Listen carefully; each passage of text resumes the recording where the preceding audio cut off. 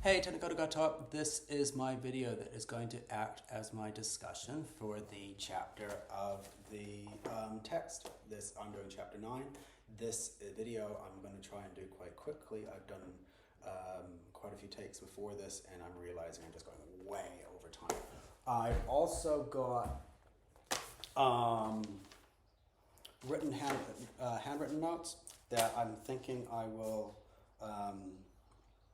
scan or photograph and upload to the Moodle page along with this video, and then I'll have an APA reference list to go with it. The only reason I'm hesitant to upload the notes is obviously being handwritten notes. The APA referencing them is not very well done at all, and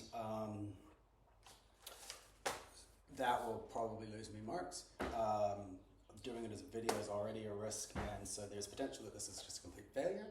And if that happens, that's okay with me. I just wanted to try something that was a bit different and something that was a little bit more closely related to teaching in a classroom.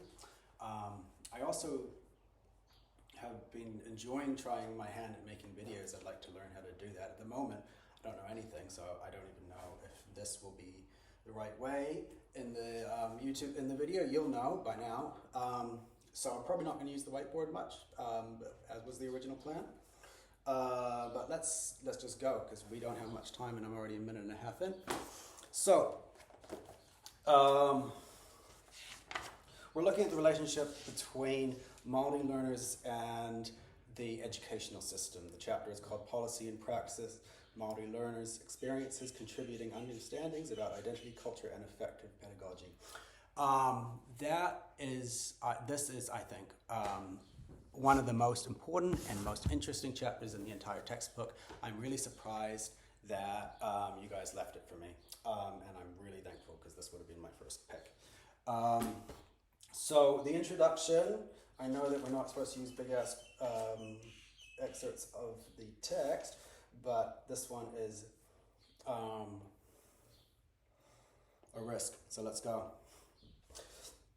The story is told against the historic backdrop of the New Zealand educational system's failure to address inequity for Māori, and the introduction of an education reform policy called ka hikatia, which means to step up, to address this issue. Although small pockets of change have been evident, the reform has been disappointingly little influence of affecting system-wide change in relation to Māori students achieving educational success as Māori. What does that mean? Well, that is basically the summary of the entire chapter. There you go, turn off the video, we're done. No, just kidding. But no, that sentence is honestly what this chapter is primarily about. And if we tease that out, we can get a really, really good understanding of what we're looking at. Basically, which I'll do in a minute, but if you take anything away from that, this video, just go back to that quote, go again, and then you'll go, oh, that opens up all these questions, and then just watch the video. Immediately after the introduction, we go into a little bit of a prehistory of Māori before European arrival, and this is weird. This sticks out to me as a big red flag. I have been wondering if you guys have noticed anything like this in your chapters, where the prose style, the writing style of the text almost changes. Usually a textbook is written to make sure the language is not too inflammatory and to make sure there's not too much obvious bias unless it's cited, or there's an argument made. And then we've got this paragraph, and it's tiny. This is why I've come up to the screen. I just want to show you. It's just here. And they take like 5 and quite inflammatory, non-hedged, non-cited statements about Māori history. Then, and then on the sentence that is cited Bishop and Glenn, they immediately go back to the normal prose. And if you read this, it sticks out like as a red flag. And I wonder if they are purposefully putting in things that are less than fully accepted without references, as a way to sort of catch us, or to make us. I don't know. It's really interesting. But what do I mean? Let's see to it. So we've got 700 AD as the year that Māori arrive in New Zealand, according to the text, which is a controversial statement. A lot of the government sources are going to say that was 700 years ago. They'll point to about 1300 AD for mainstream Māori settlement. And some sources will go earlier, but very few sources are going as early as 700. I was looking, I actually couldn't find any academic sources that was going as early as 700. A little bit later, they quote Michael King, 2003, which is the Penguin History of New Zealand. It's on that same page. And his, he if you don't know that text, it's a really important foundational text to studying New Zealand history, and I would recommend it to every New Zealander. It isn't the best history book by any means, but it's almost like it's like the Wikipedia no, it's not. It's like I just mean it's great.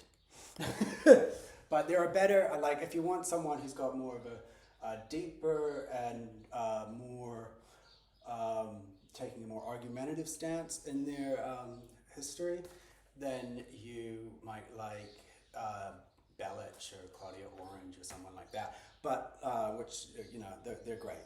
But just for like a more well-rounded and more introductory text to New Zealand history, I recommend Michael King. And quoted on that page, his date, all right, is Kupe gets here in 950, which is 250 years after the date in our textbook here. Kupe, if you don't know, this is Kupe. Thing with Heracles, this is a art book. It's re-examining Māori myths and combining them with Greek ones. It's beautiful. And then this is a nice little image of Kupe's. At $10, that's a chair. That's not for the book. That's the bookmark. That is a picture of Kupe on the voyage with an octopus-looking kaniwha. I suppose I'm not sure what it is. One of the two.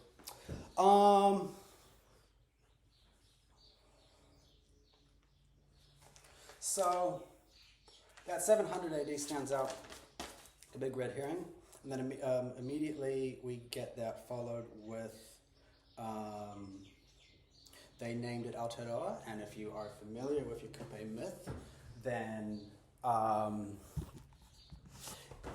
you will know that it's believed Kupe might have named the North Island Aotearoa, but the name Aotearoa to refer to New Zealand is most probably a mistranslation of a particular Māori dialect name for the North Island. And if you look later in the same section about Māori history, they talk about changing the name, and that in the context of the sentence could potentially mean changing the name to Aotearoa or to New Zealand, but I think they meant New Zealand there. But yeah, I don't know. Anyway, interesting. Then you got the rediscovered with a hyphen. Rediscovered can be spelt without a hyphen or with. And if they didn't have a hyphen there, that would be even stronger. And I think that's there to make it signal it out, because a lot of people would say discovered rather than rediscovered when they refer to Europeans rediscovering New Zealand. And it's interesting as well because you can compare that to other terms that you could use There's, conquest would be the strongest in the other direction, whereas rediscovered without a hyphen might be the most progressive way to refer to that, and rediscovered with a hyphen is to me just like trying to make me catch it, which is weird. I don't really like this, and then it gets followed by, we talk about, use the word sovereignty very quickly, and as they are also talking about sovereignty in a pre-treaty context, and that is controversial. Talking about it in a post-treaty context is controversial because of different translations of Rangatiratanga, which is more commonly translated now to governorship, or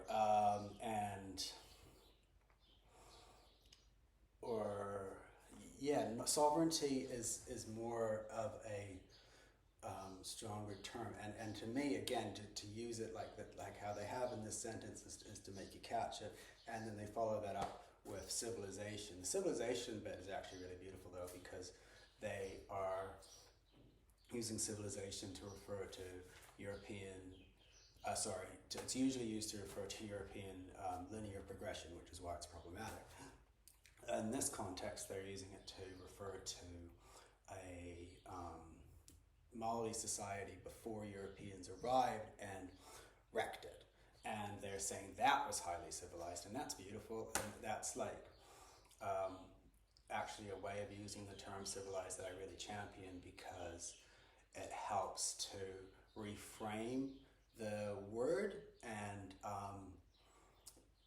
because I don't think it's possible to convince people to not use it, because the reason why it's problematic is too complex for everyone to get. If you get it, it's beautiful, and I would try and get all my students to get that, but the whole world. But anyway, this is tiny, right? As I was saying at the beginning, this is a tiny little, like, half a paragraph on 172, and I feel like this is here to stop the people who just skim and just turn over just past the introduction and don't read the chapter, and then they get all the wrong ideas, right? Because immediately, as you get to here with this Bishop and Glen, right, it's just the red.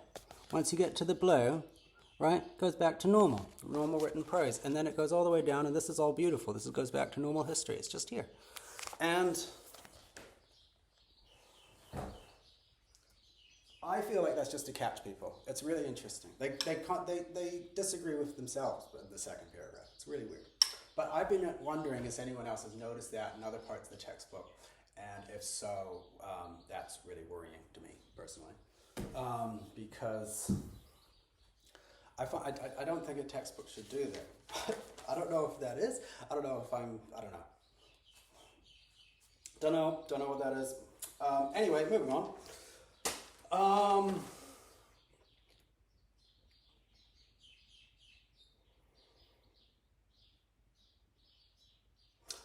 I just wanted to say I don't totally disagree with doing it though, because reframing history and the personal story is so important. I don't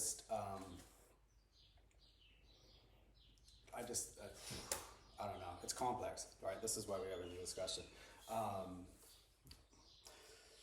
Yeah, I wouldn't do it. I wouldn't do it.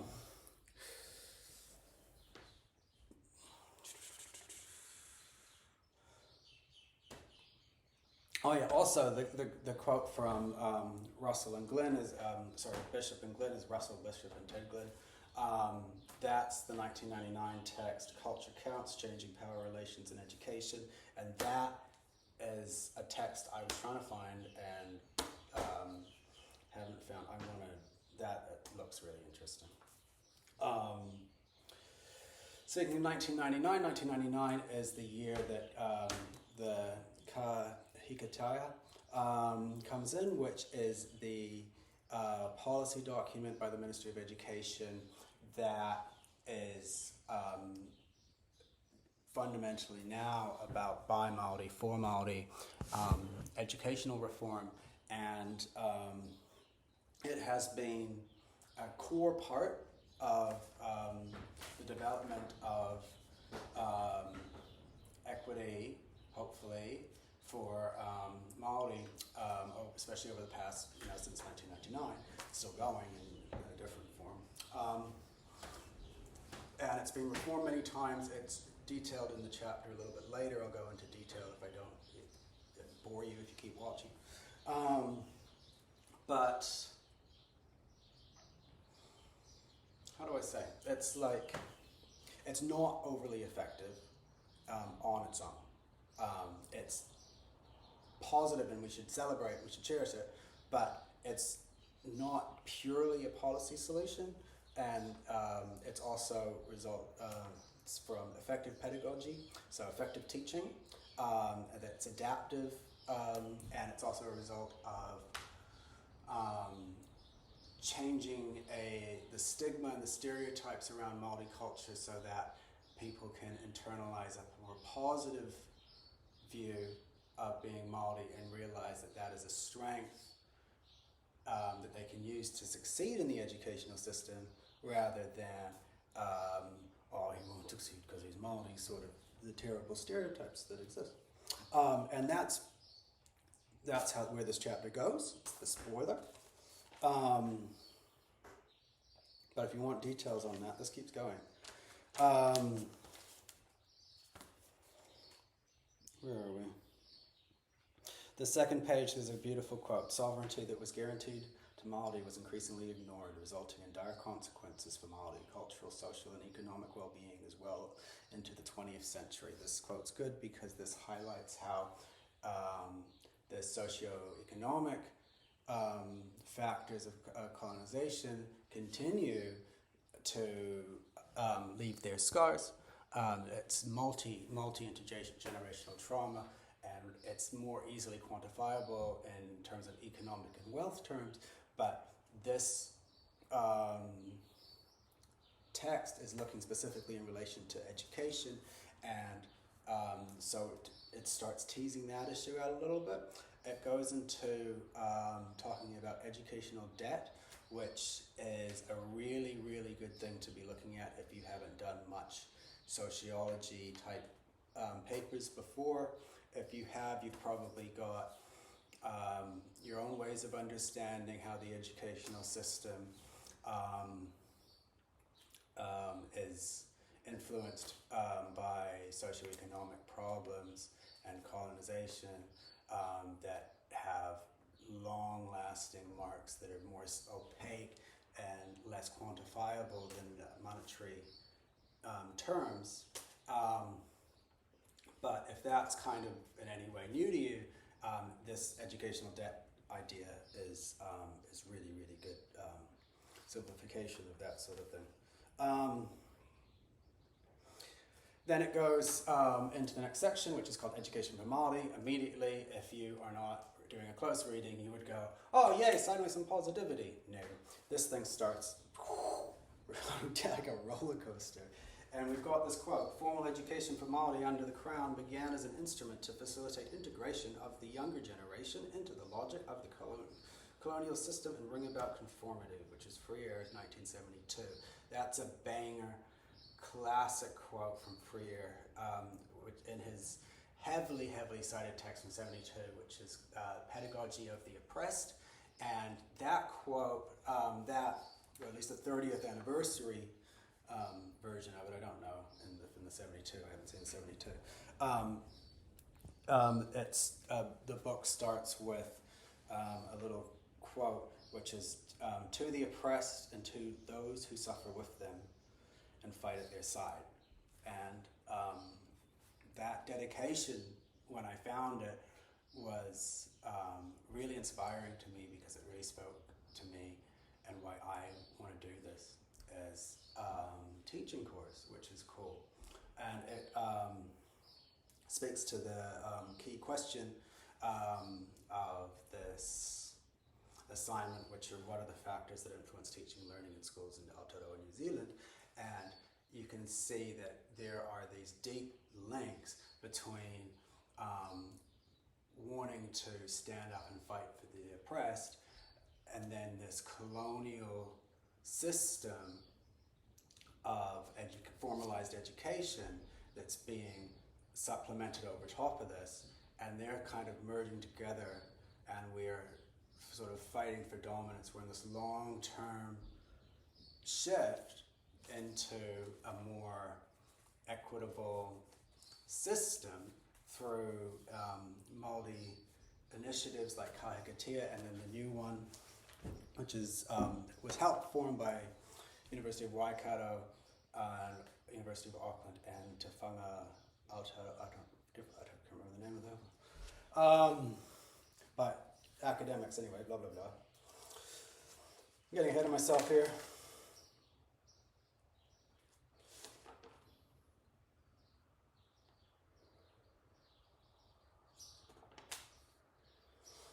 Goes on to discuss the statistics. Statistics are bad.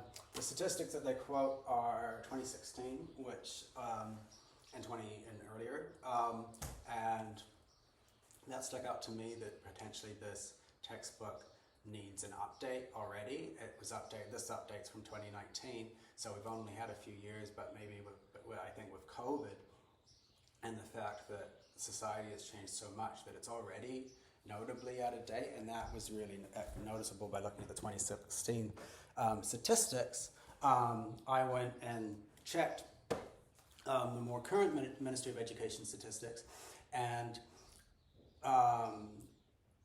on which I'll have referenced, and in those statistics you can see that there's a shift at the end of sort of 2018, 2019 in direction, not just for Māori, but for everybody. If anything, Māori are more galvanised against the change, with Pacific Islanders being experiencing it the most brutally, where there's just a lower and steadily declining achievement after peaking in 2018. So the statistics have changed a little bit, but not significantly, because the trend for Māori is clearly the other things that we're doing are helping to benefit them, and so Māori were sort of insulated from this. But if you compare them to Pacific Islanders, and if you look back historically, those two groups were more likely to be linked in social statistics, and now we would never do that. But if you look at Pacific Islanders, they are leading the pack in decline, which is interesting. This is a text about Samoan giftedness and talent within the Samoan bilingual educational context by Ray Silialata. She's referenced in this chapter, Ray Silialata, and she's a Polynesian Samoan academic.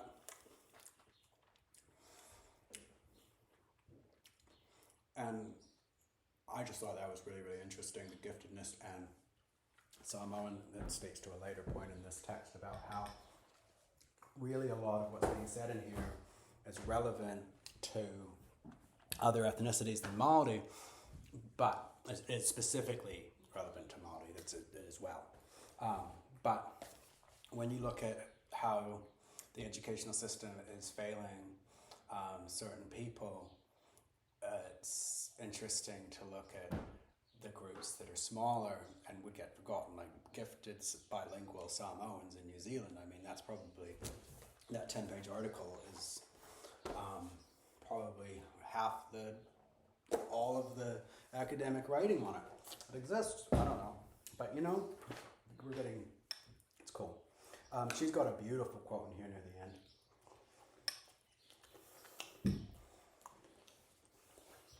Moving along, where are we anyway?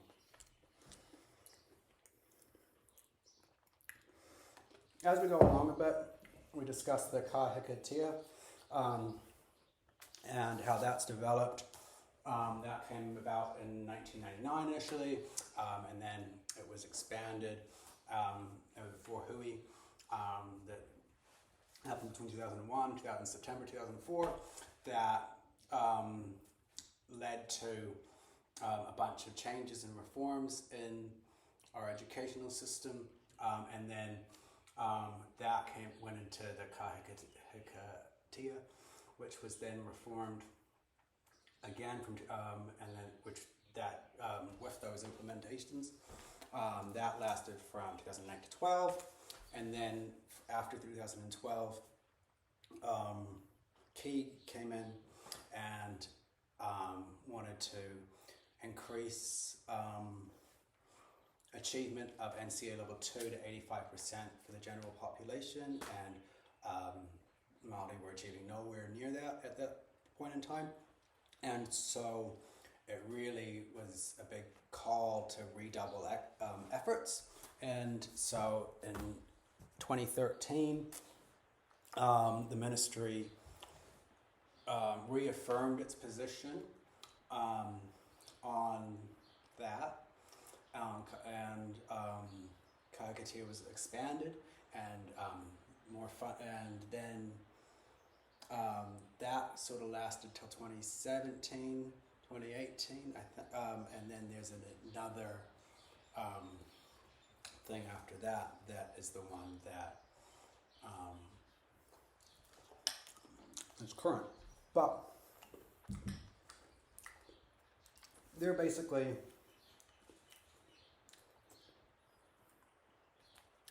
the ministry's policies. Well, it's not really and it's making some benefit, but crucially, it's not enough, and it's been recognized within it that it's not enough on its own. So they go back again to this idea that what is ultimately we need to do is you need to have effective pedagogy, the participation of Māori in the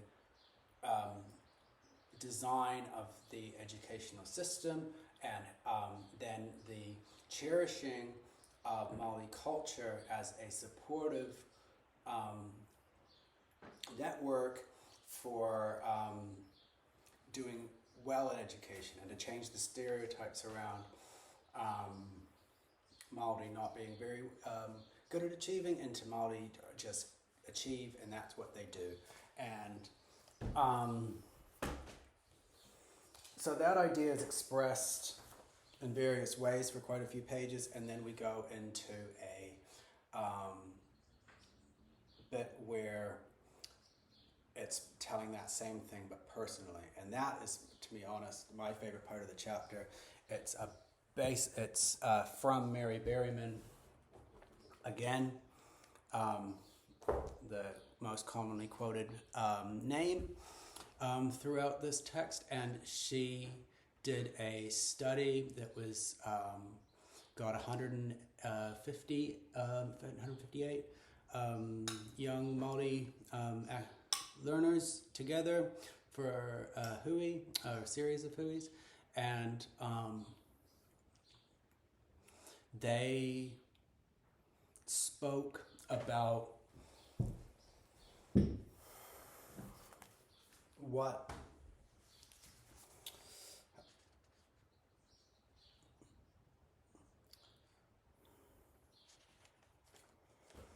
how do I say this?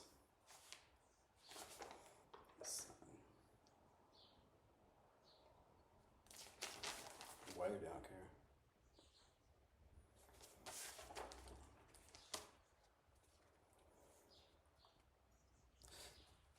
So they spoke about what experiences they were having within the educational system, and there's some beautiful quotes. I've got a bunch in my notes that you can go through in your own time, but I recommend just going through the chapter. I've quoted half of them, but really it goes on for a couple of pages, and it explains in the exact quotes of young Māori people how much they are actively aware of the situation in a profoundly deep way that's almost deeper than the literature around it, and really highlights how much the policy is so disconnected from reality that it alone will never be sufficient for solving the inequity problem.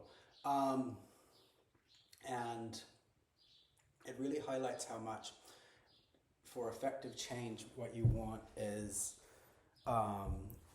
for the Māori, young Māori learners to actually be the ones who are engaged in developing the discussion around it and developing policy going forward. And how much, if you like, I'll read this beautiful quote. This one's about stigma. Everyone knows that we have this stereotype, that we're not as high achievers as everyone else. So, and then some of our own people see being Māori as a barrier. I do believe that our own people need to look straight and look straight past that, because it's not true. And if you're Māori, you're probably already put in those classes where they're not pushing you to succeed as much. So automatically you do not achieve as well. And then, so the quotes highlight how much internalized stigma these young Māori people carry, how they are frustrated with the educational system that they feel perpetuates low achievement for Māori through low expectations upon them academically, and through and through the fact that they've internalized those ideas. And then they go on to discuss things like being Māori is something that will support you, not something that you have to fight against.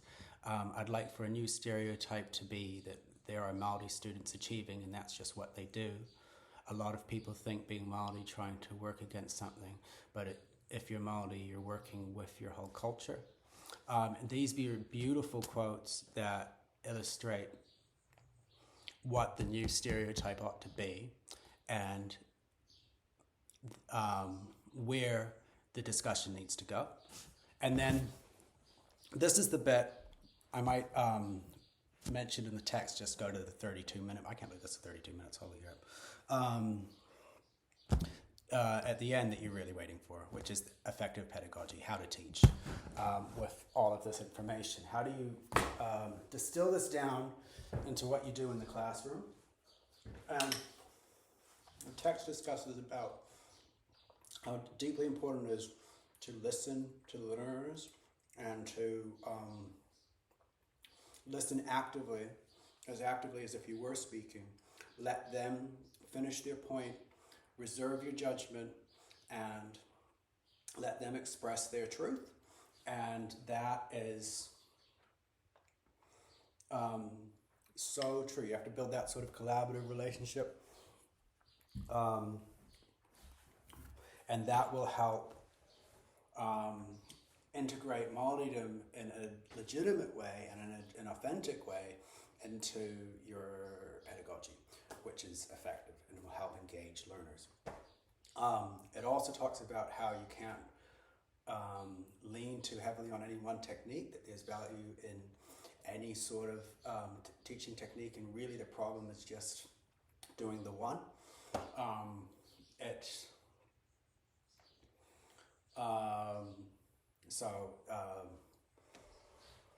Yeah. And then it concludes basically by talking about how success for Māori is this sort of relationship between cultural identity, indigenous knowledge that is where they're already from, their culture, what they already know, and with this more classic westernized teaching ideas. And that, if it's done right, is a recipe for success, and if it's done wrong, is a recipe for failure, and it's been done partially wrong since day one. And if you want to move forward, talk to the young people about it properly and let them be heard. They have the answers already, more than you would think. And that's what it's about. Yeah. And so it speaks to all sorts of other chapters in the book, obviously, almost all of them, in one way or another, but it speaks to the immediate next chapter, which is 10, which talks about the relationship between the educational system and anyone who is any sort of minority really, or learning difficulties or special ed, things like that, and anyone who might struggle with the more classic learning environment. And I thank you for summarizing that one. I'm going to go jump and discuss that with you online as soon as this finishes uploading. Sorry for the long video. Thanks.